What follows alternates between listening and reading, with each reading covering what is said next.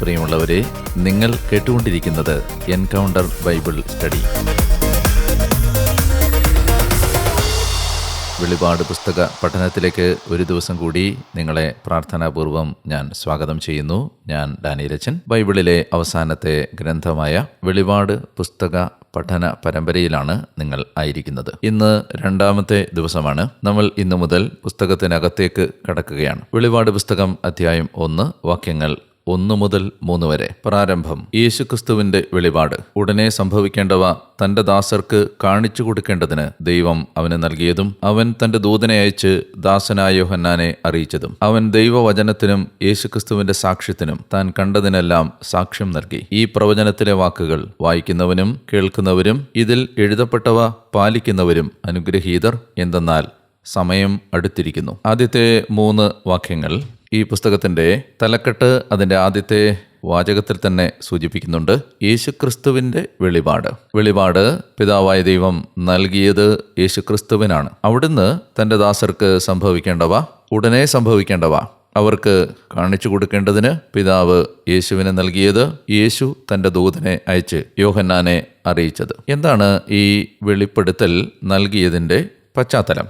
പീഡിപ്പിക്കപ്പെട്ട ഒരു സഭ, പീഡനങ്ങളിലൂടെ, കഷ്ടപ്പാടുകളിലൂടെ, ഭയാനകമായ, മനസ്സിന് ചിന്തിക്കാനാവാത്ത, ശരീരത്തിന് താങ്ങാനാവാത്ത, ആത്മീയമായി ഉലച്ചു കളയാൻ സാധ്യതയുള്ള സഹനങ്ങളുടെ നടുവിലൂടെ കടന്നുപോയ ഒരു സഭ എങ്ങനെയാണ് തൻ്റെ ആന്തരിക ശക്തി വീണ്ടെടുക്കേണ്ടത് എന്നതിൻ്റെ വെളിപ്പെടുത്തലാണിത്. ഈ വെളിപാടിലൂടെ യേശുക്രിസ്തു ഉടനെ തൻ്റെ ദാസനായ യോഹന്നാനിലേക്ക് വെളിപ്പെടുത്തി കൊടുക്കാൻ ആഗ്രഹിക്കുന്ന ഈ കാര്യങ്ങൾ ഈ പീഡിപ്പിക്കപ്പെടുന്ന സഭയെ ശക്തിപ്പെടുത്തും. എന്താണ് തങ്ങളുടെ ദൈവത്തെക്കുറിച്ചുള്ള യഥാർത്ഥമായ അറിവ് എന്ന് തിരിച്ചറിയുമ്പോൾ ഈ കഷ്ടപ്പാടിലൂടെ കടന്നുപോകുന്ന സഭ കുറെ കൂടി ശക്തി പ്രാപിക്കും. എന്താണ് ആ വെളിപ്പെടുത്തൽ? സഹനത്തിലൂടെ കടന്നുപോകുന്ന സഭ ഒറ്റയ്ക്കല്ല, സഹനത്തിൻ്റെ നാഥനായ, വിശ്വാസത്തിൻ്റെ നാഥനായ തങ്ങളുടെ കർത്താവായ യേശുക്രിസ്തു ഈ സഹനത്തിൽ തങ്ങളോട് കൂടെയുണ്ട് എന്നതാണ് ഈ ശക്തമായ വെളിപ്പെടുത്തൽ. നമ്മൾ പലപ്പോഴും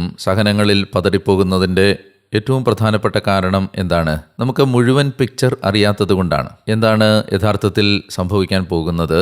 എവിടെയാണ് ഇത് അവസാനിക്കുന്നത്? എങ്ങനെയാണ് നമ്മുടെ ജീവിതം ഈ സഹനത്തിന് ശേഷം ഇതിൽ നിന്ന് പുറത്തു വരുന്നത്? ഇത്തരം കാര്യങ്ങളെക്കുറിച്ച് മനുഷ്യരായ നമുക്ക്, കാഴ്ചയുടെ പരിമിതികളുള്ള ഹ്രസ്വദൃഷ്ടികളായ നമുക്ക് അറിവില്ലാത്തതുകൊണ്ടാണ് ഓരോ സഹനത്തിലും നമ്മൾ വല്ലാതെ പരിഭ്രമിച്ചു പോകുന്നത്.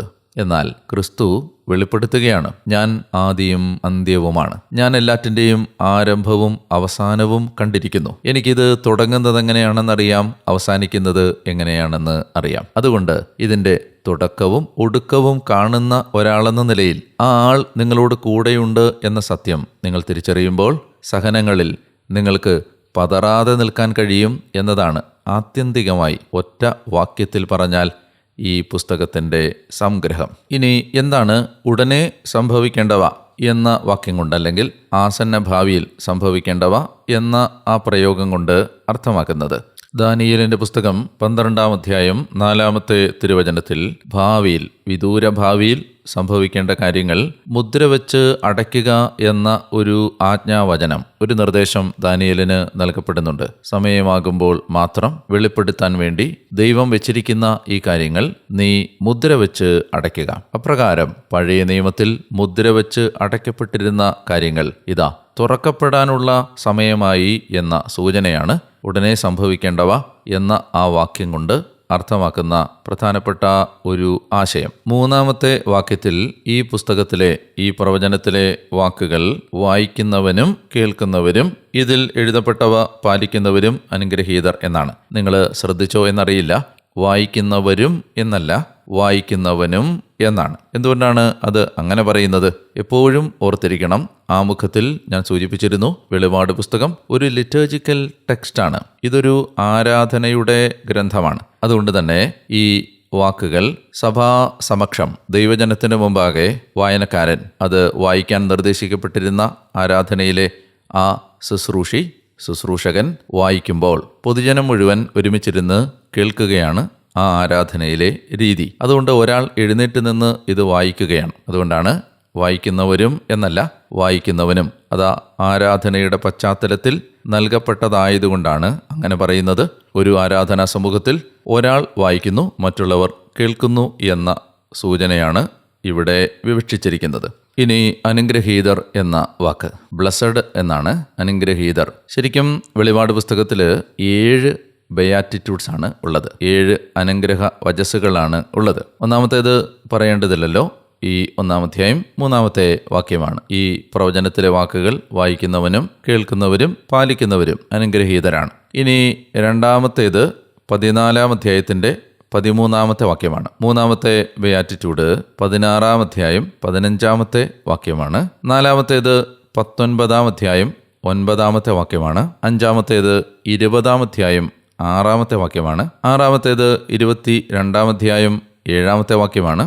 അവസാനത്തെ ബെയാറ്റിറ്റ്യൂഡ് 22-ാം അധ്യായം 14-ാമത്തെ വാക്യമാണ്. ഞാൻ 22-ാം അധ്യായത്തിലെ 14-ാമത്തെ വാക്യം വായിച്ച് എന്താണ് ഈ 7 അനുഗ്രഹം എന്നതിനെ സംബന്ധിക്കുന്ന ഒരു സൂചന തരാം. 22:14 ജീവന്റെ വൃക്ഷത്തിന്മേൽ അധികാരം ലഭിക്കാനും കവാടങ്ങളിലൂടെ നഗരത്തിലേക്ക് പ്രവേശിക്കാനും തങ്ങളുടെ അങ്കികൾ കഴുകി ശുദ്ധിയാക്കുന്നവർ അനുഗ്രഹീതർ. ഇങ്ങനെ അനുഗ്രഹീതർ എന്ന് പറയുന്ന എത്ര വാക്യങ്ങളാണ്? 7 വാക്യങ്ങളാണ്, അല്ലെങ്കിൽ 7 അനുഗ്രഹങ്ങളാണ് വെളിപാട് പുസ്തകത്തിൽ പറയുന്നത്. 1-ാം അധ്യായത്തിൻ്റെ 3-ാം വാക്യത്തിൻ്റെ അവസാന ഭാഗം സമയം അടുത്തിരിക്കുന്നു. എന്താണ് ഇതിൻ്റെ അർത്ഥം? കർത്താവായ യേശുവിൻ്റെ മടങ്ങിവരവിൻ്റെ സമയം അടുത്തിരിക്കുന്നു. കർത്താവായ യേശു സഭയെ പീഡിപ്പിക്കുന്നവരുടെ മേൽ ശിക്ഷാവിധി നടപ്പിലാക്കുന്നതിനുള്ള സമയം അടുത്തിരിക്കുന്നു. ദൈവജനത്തിൻ്റെ ആശ്വാസത്തിൻ്റെ ദിനങ്ങൾ സമീപിക്കുന്നതിൻ്റെ സമയം അടുത്തിരിക്കുന്നു. ഈ സമയം അടുക്കുക എന്നതുകൊണ്ട് അപ്പസ്തോലിക സഭ എന്താണ് ഉദ്ദേശിച്ചത് എന്ന് മനസ്സിലാക്കുന്നതിന് ഞാൻ പത്രോസ്ലീഹ എഴുതിയ 2-ാം ലേഖനത്തിൽ 3-ാം അധ്യായത്തിൽ 8 മുതൽ 13 വരെയുള്ള വാക്യങ്ങളിൽ അപ്പസ്തോലനായ പത്രോസ് ഇതിനെ മനസ്സിലാക്കിയത് വായിക്കുകയാണ്. 2 പത്രോസ് 3-ാം അധ്യായം 8 മുതൽ 13 വരെ. പ്രിയപ്പെട്ടവരെ, കർത്താവിൻ്റെ മുമ്പിൽ ഒരു ദിവസം 1000 വർഷങ്ങൾ പോലെയും 1000 വർഷങ്ങൾ ഒരു ദിവസം പോലെയുമാണ് എന്ന കാര്യം നിങ്ങൾ വിസ്മരിക്കരുത്. കാല വിളംബത്തെക്കുറിച്ച് ചിലർ വിചാരിക്കുന്നത് പോലെ കർത്താവ് തൻ്റെ വാഗ്ദാനങ്ങൾ പാലിക്കുന്നതിൽ താമസം വരുത്തുന്നില്ല. ആരും നശിച്ചു പോകാതെ എല്ലാവരും അനുതപിക്കണമെന്ന് അവിടുന്ന് ആഗ്രഹിക്കുന്നതുകൊണ്ട് നിങ്ങളോട് ദീർഘക്ഷമ കാണിക്കുന്നു എന്നേ ഉള്ളൂ. കർത്താവിൻ്റെ ദിവസം കള്ളനെ പോലെ വരും. അപ്പോൾ ആകാശം വലിയ ശബ്ദത്തോടെ അപ്രത്യക്ഷമാകും, മൂലപദാർത്ഥങ്ങൾ എരിഞ്ഞ് ചാമ്പലാകും, ഭൂമിയും അതിലുള്ള സമസ്തവും കത്തി നശിക്കും. ഇവയെല്ലാം നശ്വരമാകയാൽ വിശുദ്ധിയോടും ദൈവഭക്തിയോടും കൂടെ ജീവിക്കുന്നതിൽ നിങ്ങൾ എത്ര ശുഷ്കാന്തിയുള്ളവരായിരിക്കണം. ആകാശം തീയിൽ വെന്ത് നശിക്കുകയും മൂലപദാർത്ഥങ്ങൾ വെന്തുരുകുകയും ചെയ്യുന്ന ദൈവത്തിൻ്റെ ആഗമന ദിനത്തെ പ്രതീക്ഷിക്കുകയും ത്വരിതപ്പെടുത്തുകയും ചെയ്യുവിൻ. നീതി നിവസിക്കുന്ന പുതിയ ആകാശവും പുതിയ ഭൂമിയും അവിടുത്തെ വാഗ്ദാനപ്രകാരം നാം കാത്തിരിക്കുന്നു. സമയം അടുത്തിരിക്കുന്നു എന്നതുകൊണ്ട് സഭ ഉദ്ദേശിക്കുന്ന കാര്യങ്ങളിലെ ഒരു ആശയമാണ് പത്രോസ്ലീഹ വിവരിക്കുന്നത്. അതുപോലെ തന്നെ സമയം അടുത്തിരിക്കുന്നു എന്നതിന് ഒരു പഴയ നിയമ പൂർത്തീകരണത്തിൻ്റെ അർത്ഥം കൂടിയുണ്ട്. അത് ദാനിയേലിൻ്റെ പുസ്തകത്തിൽ 2-ാം അധ്യായത്തിൽ 1 മുതൽ 44 വരെയുള്ള ആ ദർശനം, ആ സ്വപ്നവും അതിൻ്റെ വെളിപ്പെടുത്തലും, അതിൽ 4 സാമ്രാജ്യങ്ങൾ വരുമെന്നും ആ 4 സാമ്രാജ്യങ്ങളുടെ ആഗമനത്തിന് ശേഷം വരുന്ന 5-ാമത്തെ ആ സാമ്രാജ്യം പ്രബലമായ ഭൂമിയിലെ എല്ലാ സാമ്രാജ്യങ്ങളെയും തകർത്ത് തരിപ്പണമാക്കി അതിൻ്റെ മേൽ ഉരുണ്ട് വീണ് അതിനെ പൊടിയാക്കുന്ന ആ കല്ല് വളർന്ന് ഒരു മഹാപർവ്വതമായി ഭൂമി മുഴുവൻ നിറയുകയും ദൈവത്തിൻ്റെ മക്കൾക്ക് രാജ്യം ലഭിക്കുകയും അത്യുന്നതൻ്റെ പുത്രന്മാർ രാജ്യം അവകാശമാക്കുകയും അങ്ങനെ എല്ലാ ജനപദങ്ങളെയും ഭരിക്കുന്ന ആ രാജാവിൻ്റെ രാജ്യം ആഗതമാവുകയും ചെയ്യുമെന്ന് ദാനിയേലിൽ നമ്മൾ കണ്ട ആ ദർശനത്തിൻ്റെ പൂർത്തീകരണത്തിൻ്റെ, ആ രാജ്യം ആഗതമാകുന്നതിൻ്റെ സമയം അടുത്തിരിക്കുന്നു എന്ന സൂചനയും ഈ ചെറിയ വാക്യത്തിൽ ഉണ്ട്. ഇനി 1-ാം അധ്യായത്തിൻ്റെ 4 മുതൽ 8 വരെയുള്ള വാക്യങ്ങൾ. അഭിവാദനം. യോഹന്നാൻ ഏഷ്യയിലെ 7 സഭകൾക്ക് ആയിരിക്കുന്നവനും ആയിരുന്നവനും വരാനിരിക്കുന്നവനുമായവനിൽ നിന്നും അവൻ്റെ സിംഹാസനത്തിനു മുമ്പിലെ സപ്താത്മാക്കളിൽ നിന്നും വിശ്വസ്ത സാക്ഷിയും മൃതരിൽ നിന്നുള്ള ആദിജാതനും ഭൂമിയിലെ രാജാക്കന്മാരുടെ അധിപനുമായ യേശുക്രിസ്തുവിൽ നിന്നും നിങ്ങൾക്ക് കൃപയും സമാധാനവും. നമ്മെ സ്നേഹിക്കുന്നവനും സ്വന്തം രക്തത്താൽ നമ്മുടെ പാപങ്ങളിൽ നിന്ന് നമ്മെ മോചിപ്പിച്ച് തൻ്റെ ദൈവവും പിതാവുമായവൻ്റെ രാജ്യവും പുരോഹിതന്മാരുമാക്കിയവന് മഹത്വവും ശക്തിയും എന്നും എന്നേക്കും ആമേൻ. ഇതാ അവൻ മേഘങ്ങളോട് കൂടെ വരുന്നു, ഓരോ മിഴിയും അവനെ കാണും. അവനെ കുത്തി മുറിവേൽപ്പിച്ചവർ പോലും ഭൂമിയിലെ എല്ലാ ഗോത്രങ്ങളും അവനെ പ്രതി വിലപിക്കും. അതെ, ആമേൻ. ആയിരിക്കുന്നവനും ആയിരുന്നവനും വരാനിരിക്കുന്നവനും സർവശക്തനുമായ കർത്താവായ ദൈവം അരുൾ ചെയ്യുന്നു, ഞാൻ ആൽഫയും ഒമേഗയുമാകുന്നു. വാക്യങ്ങൾ 4 മുതൽ 8 വരെ അഭിവാദനമാണ്, ഗ്രീറ്റിംഗ് ആണ്. ഈ ജീവിതത്തിൽ നമ്മൾ ഏറ്റവും കൂടുതൽ ആഗ്രഹിക്കേണ്ടത്, ആശംസിക്കേണ്ടത് കൃപയാണ്, സമാധാനമാണ്. കൃപയും സമാധാനവും. ഈ കൃപയും സമാധാനവും വരുന്നത് എവിടെ നിന്നാണ്? ഈ വാക്യങ്ങൾ പറയുകയാണ്, ഈ കൃപയും സമാധാനവും വരുന്നത് ത്രിയേക ദൈവത്തിൽ നിന്നാണ്. ഇവിടെ ആ ത്രിത്വൈക ഫോർമുല നിങ്ങൾ ശ്രദ്ധിച്ചിട്ടുണ്ട് എന്ന് ഞാൻ വിചാരിക്കുന്നു. ആയിരിക്കുന്നവനും ആയിരുന്നവനും വരാനിരിക്കുന്നവനുമായവൻ എന്ന് ഉദ്ദേശിക്കുന്നത് പിതാവായ ദൈവത്തെയാണ്. സപ്താത്മാക്കൾ എന്നത് പരിശുദ്ധാത്മാവിനെയാണ്. അതുപോലെ വിശ്വസ്ത സാക്ഷി, മൃതരിൽ നിന്നുള്ള ആദിജാതൻ, ഭൂമിയിലെ രാജാക്കന്മാരുടെ അധിപൻ എന്ന യേശുക്രിസ്തുവിൻ്റെ ആ അപദാനങ്ങൾ പുത്രൻ തമ്പുരാൻ്റേതാണ്. ഇങ്ങനെ ത്രിയേക ദൈവത്തിൽ നിന്നാണ് നമുക്ക് കൃപയും സമാധാനവും വരുന്നത്. പിതാവായ ദൈവത്തെ വിശേഷിപ്പിക്കുന്നത് ആയിരിക്കുന്നവനും ആയിരുന്നവനും വരാനിരിക്കുന്നവനും എന്നാണ്. അത് പുറപ്പാട് പുസ്തകം 3-ാം അധ്യായം 14-15 വാക്യങ്ങളിൽ മോശ ദൈവത്തോട് ദൈവത്തിൻ്റെ നാമം ചോദിക്കുമ്പോൾ ദൈവം നൽകുന്ന ഉത്തരത്തെ, ഞാൻ ആകുന്നവൻ ആകുന്നു എന്ന ഉത്തരത്തെ അടിസ്ഥാനമാക്കിയുള്ള ഒരു വിശേഷണമാണ് പിതാവിന് നൽകിയിരിക്കുന്നത്. സപ്താത്മാക്കൾ എന്ന് ഉദ്ദേശിക്കുന്നത് പരിശുദ്ധാത്മാവിനെയാണ്. യേശയ്യാ പ്രവചനം 11-ാം അധ്യായം 2-ാം തിരുവചനത്തിൽ ദൈവാത്മാവിൻ്റെ 7 അവദാനങ്ങളെക്കുറിച്ച്, ദൈവാത്മാവിൻ്റെ 7 ദാനങ്ങളെക്കുറിച്ച് പ്രതിപാദിക്കുന്നുണ്ട്. അതുപോലെ തന്നെ സക്കറിയ പ്രവചനം 4-ാം അധ്യായത്തിലും ഈ സപ്താത്മാക്കളെ കുറിച്ചുള്ള സൂചനയുണ്ട്. അത് രണ്ടും, ആ 2 പഴയ നിയമഭാഗവും സൂചിപ്പിക്കുന്നത്, സപ്താത്മാക്കളെന്ന് ഉദ്ദേശിച്ചിരിക്കുന്നത് പരിശുദ്ധാത്മാവിനെയാണ്. ആത്മാവിൻ്റെ 7 ദാനങ്ങൾ സഭയിലേക്ക് ഒഴുകുന്നതിനെയാണ് എന്നാണ് പൊതുവെയുള്ള പ്രബോധനം. ഇനി യേശുക്രിസ്തുവിനെ വിശേഷിപ്പിക്കുന്നത് 4 അവദാനങ്ങൾ കൊണ്ടാണ്. 4 ടൈറ്റിലുകൾ യേശുക്രിസ്തുവിന് നൽകിയിരിക്കുന്നു. ഒന്നാമത്തേത് ക്രിസ്തു എന്നതാണ്. അത് അവൻ മിശിഹ, ക്രിസ്തു അഭിഷിക്തൻ, നൂറ്റാണ്ടുകളായി ദൈവജനം പ്രതീക്ഷിച്ചിരുന്ന ആ പ്രതീക്ഷയുടെ പൂർത്തീകരണമായ മിശിഹ. അതുപോലെ തന്നെ രണ്ടാമത്തെ വിശേഷണം വിശ്വസ്ത സാക്ഷി എന്നാണ്.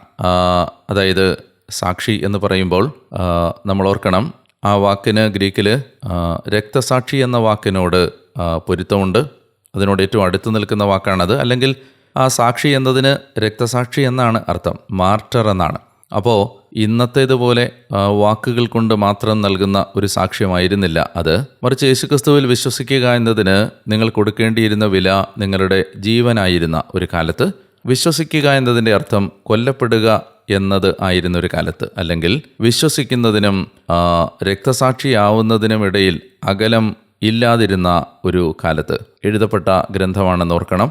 അതുകൊണ്ട് തന്നെ ക്രിസ്തുവിന് വേണ്ടി കൊല്ലപ്പെടുന്ന സഭയിലെ ഓരോ മക്കളും തിരിച്ചറിയേണ്ടത്, അങ്ങനെ ആദ്യത്തെ വിശ്വസ്ത സാക്ഷിയായി, രക്തസാക്ഷിയായി മാറിയത് തങ്ങളുടെ നാഥനായ യേശുക്രിസ്തു തന്നെയാണ് എന്ന സത്യമാണ്. ആ വിശ്വസ്ത സാക്ഷി നിങ്ങളുടെ മുമ്പിൽ നിൽക്കുമ്പോൾ അടുത്ത ഊഴം നിങ്ങളുടേതാണ് എന്ന ഓർമ്മപ്പെടുത്തൽ കൂടി ഈ ഭാഗത്ത് നമുക്ക് കിട്ടുന്നുണ്ട്. മൂന്നാമത്തേത് മൃതരിൽ നിന്നുള്ള ആദിജാതൻ എന്നാണ്. ഈ ജീവിതത്തിന് ശേഷം മറ്റൊരു ജീവിതം, മരണാനന്തര ജീവിതം ഉണ്ട് എന്ന ഒരു ധ്വനി പുസ്തകത്തിൻ്റെ ആരംഭത്തിൽ തന്നെ നൽകപ്പെടുകയാണ്. മരിച്ചവരിൽ നിന്നുള്ള ആദിജാതൻ, മരണാനന്തര ജീവിതത്തിലെ ആദ്യത്തെ സന്താനം. നാലാമത്തേത് ഭൂമിയിലെ എല്ലാ രാജാക്കന്മാരുടെയും അധിപൻ. അത് സൂചിപ്പിക്കുന്നത് നിങ്ങൾ ഭൂമിയിലെ ഒരു രാജാവിനെയും, ആ രാജാവ് എത്ര ക്രൂരനും അധമനുമായിരിക്കുകയും ഭയപ്പെടേണ്ടതില്ല. കാരണം എല്ലാ രാജാക്കന്മാരുടെയും അധിപൻ നിങ്ങളുടെ നാഥനായ ക്രിസ്തുവാണ് എന്നതാണ് ആ സൂചന. ഇനി ഈ വെളിപാട് നൽകപ്പെടുന്നത് ആർക്കാണ് എന്ന സൂചനയാണ്. യോഹന്നാൻ ഏഷ്യയിലെ 7 സഭകൾക്ക് എന്ന വാക്യം. 7 എന്ന് പറയുന്നത് ബൈബിളിലെ പൂർണ്ണസംഖ്യയാണ്, ദൈവികമായ ഒരു നമ്പറാണ്. അതുകൊണ്ട് 7 സഭകൾക്ക് എന്നത് ആ പേര് പരാമർശിക്കപ്പെടുന്ന ഏഷ്യ മൈനറിലെ 7 സഭകൾക്ക് മാത്രമായി എന്നതിനപ്പുറം ഇത് എല്ലാ സഭകൾക്കുമായി, സഭയിലെ എല്ലാ മക്കൾക്കുമായി, എല്ലാവർക്കുമായി എഴുതപ്പെട്ട ഗ്രന്ഥമാണ് എന്ന ഒരു അടയാളപരമായ സൂചനയാണ് 7 എന്ന നമ്പർ നൽകുന്ന സൂചന. ഇനി കർത്താവായ യേശുക്രിസ്തു ചെയ്ത 3 കാര്യങ്ങൾ പറയുന്നു. വാക്യം 6 അത് പറയുന്നത്. അവൻ 3 കാര്യങ്ങളാണ് ചെയ്യുന്നത്. എന്തൊക്കെയാണ് അവൻ ചെയ്തത്? നമ്മെ സ്നേഹിക്കുന്നവനും സ്വന്തം രക്തത്താൽ നമ്മുടെ പാപങ്ങളിൽ നിന്ന് നമ്മെ മോചിപ്പിച്ച് തൻ്റെ ദൈവവും പിതാവുമായവൻ്റെ രാജ്യവും പുരോഹിതരുമാക്കിയവന് മഹത്വവും ശക്തിയും എന്നും എന്നേക്കും ആമേൻ. എന്തൊക്കെയാണ് അവൻ ചെയ്ത ആ 3 കാര്യങ്ങൾ? അവൻ നമ്മെ സ്നേഹിക്കുന്നു. ആ സ്നേഹം എന്ന് പറയുന്നത് നമ്മെ സ്നേഹിക്കുന്നവനും എന്നാണ്. എന്ന് പറഞ്ഞാൽ ഒരിക്കൽ സ്നേഹിച്ചു എന്നല്ല, നിരന്തരമായി നമ്മെ സ്നേഹിച്ചുകൊണ്ടിരിക്കുന്നു എന്നാണ് ഇവിടുത്തെ ഭാഷാപരമായ കൃത്യത പരിശോധിച്ചാൽ ഇവിടുത്തെ അർത്ഥം. സ്നേഹിച്ചുകൊണ്ടിരിക്കുന്നവൻ എന്നാണ്, കണ്ടിന്യൂസ്ലി ലവിങ് എന്നാണ്. അതൊരു ബ്രൈഡൽ ലവ് ആണ്. മണവാളന് മണവാട്ടിയോടുള്ള സ്നേഹമാണ് യേശു ക്രിസ്തുവിന് സഭയോട് ഉള്ളത്. ഇനി അതുപോലെ തന്നെ ഈ വെളിപാട് പുസ്തകം വായിച്ചു പോകുമ്പോൾ 19-ാം അധ്യായത്തിൽ ഈ മണവാളനും മണവാട്ടിയും തമ്മിലുള്ള വിവാഹബന്ധത്തിൻ്റെ ആ ക്ലൈമാക്സിലേക്ക് നമ്മൾ എത്തുന്നുണ്ട് 19-ാമത്തെ അധ്യായത്തിൽ.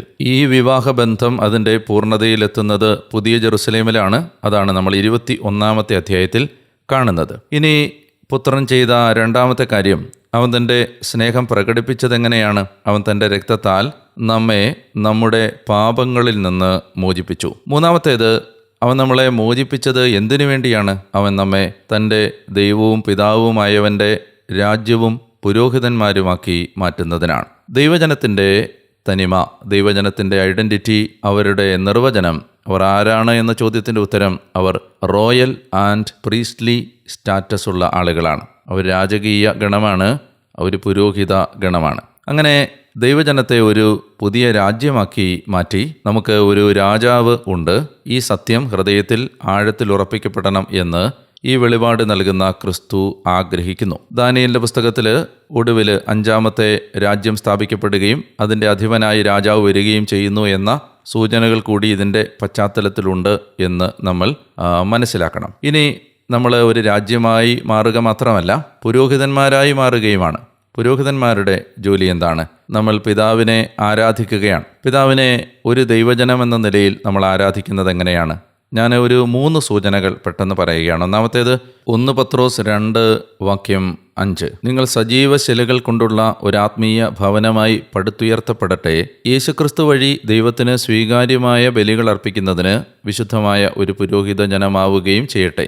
ഈ ബലിയർപ്പണം, പിതാവിന് അർപ്പിക്കുന്ന ഈ ബലിയർപ്പണം, നമ്മൾ പുരോഹിതരെന്ന നിലയിൽ അർപ്പിക്കുന്ന ബലിയർപ്പണം യേശുക്രിസ്തു വഴി നടത്തുന്ന സ്വീകാര്യമായ ഒരു ബലിയർപ്പണമാണ്. അതുപോലെ തന്നെ റോമാലേഖനം 12-ാം അധ്യായത്തിലും നമ്മൾ വായിക്കുന്നുണ്ട്, നിങ്ങളുടെ ശരീരങ്ങളെ ഒരു സജീവ ബലിയായി സമർപ്പിക്കണം. മറ്റൊന്ന് നമ്മൾ കാണുന്നത്, 2-ാമതായിട്ട് കാണുന്നത്, ഹെബ്രായർ 13:16 പറയുന്നുണ്ട്, ദാനധർമ്മം ചെയ്യുന്നത്, മനുഷ്യരോട് കരുണ കാണിക്കുന്നത് പിതാവിന് സ്വീകാര്യമായ ഒരു ബലിയർപ്പണമാണ്. അതുപോലെ തന്നെ 3-ാമതായിട്ട് ലോകം മുഴുവനും വേണ്ടി മധ്യസ്ഥം വഹിക്കുന്നത്. 1 തിമോത്തി 2-ാം അധ്യായം 1-2 വാക്യങ്ങളനുസരിച്ച് പിതാവ് ആഗ്രഹിക്കുന്ന, പിതാവിൻ്റെ ഹൃദയത്തിന് സ്വീകാര്യമായ ഒരു ആരാധനയാണ്. അങ്ങനെ നമ്മൾ ബലിയർപ്പിച്ചും ശരീരങ്ങളെ ബലിയാക്കിയും മറ്റുള്ളവരോട് കരുണ കാണിച്ചും അതുപോലെ തന്നെ ലോകം മുഴുവനും വേണ്ടി മധ്യസ്ഥം വഹിച്ചും പിതാവിന് സ്വീകാര്യമായ ബലികൾ അർപ്പിക്കുന്ന ആരാധകരായി മാറുന്നതിനു വേണ്ടിയാണ് പുത്രൻ തൻ്റെ രക്തത്താൽ പാപത്തിൽ നിന്ന്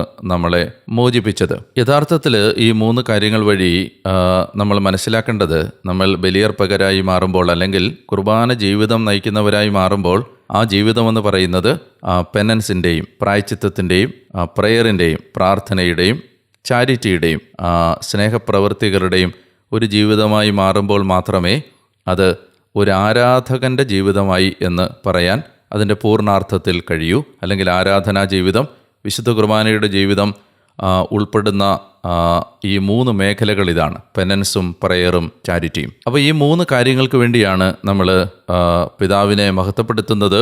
പുത്രനിലൂടെ നമ്മളെ സ്നേഹിച്ചതിനും നമ്മളെ രക്ഷിച്ചതിനും നമ്മളെ ഒരു രാജകീയ പുരോഹിത ഗണമാക്കി മഹത്വപ്പെടുത്തിയതിനും നമ്മൾ പിതാവിനെ ആരാധിക്കുകയാണ്. ഇനി 7-ാമത്തെ വാക്യത്തിൽ പറയുകയാണ്, അവൻ മേഘങ്ങളോടെ വരുന്നു, അവൻ മേഘങ്ങളോട് കൂടെ വരുന്നു. ഇത് ദാനിയേലിന്റെ പുസ്തകം 7-ാം അധ്യായത്തിൻ്റെ 13-ാമത്തെ വാക്യത്തിൻ്റെ പൂർത്തീകരണമാണ്.